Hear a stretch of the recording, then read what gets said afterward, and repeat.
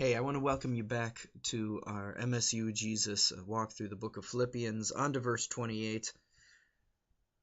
Paul has been, in the previous verse, talking about, he says, I will hear about you that you're standing firm in one spirit, with one mind, working side by side for the faith that comes from the gospel. And he continues in verse 28, not being frightened in any way by your opponents.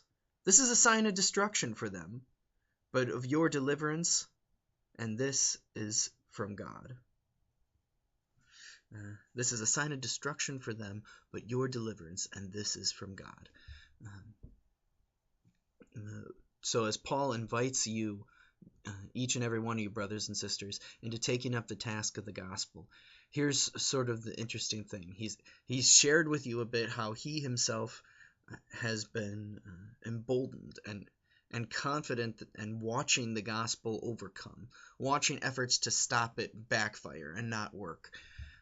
And now he tells that's not just a joy for the gospel, and its mission, but that's a joy for us as people who are bearing it.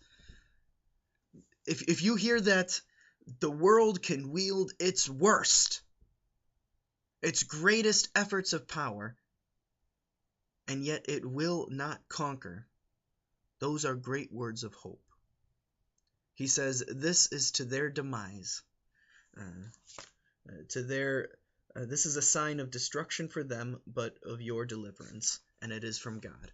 It is from God, when God holds us in faith against every single act that would seek to hinder his will in our lives, that would seek to hinder this mission. And every single moment that the world wields its worst against you, and you are held in faith, that moment testifies. That moment is a sign upon your own life that the cross truly does what it says, that faith in him truly is sufficient.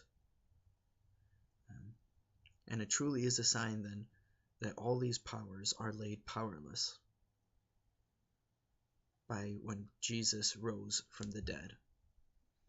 And so here is the invitation to fight the good fight of faith. Not on your own ground, but on the ground of what was won.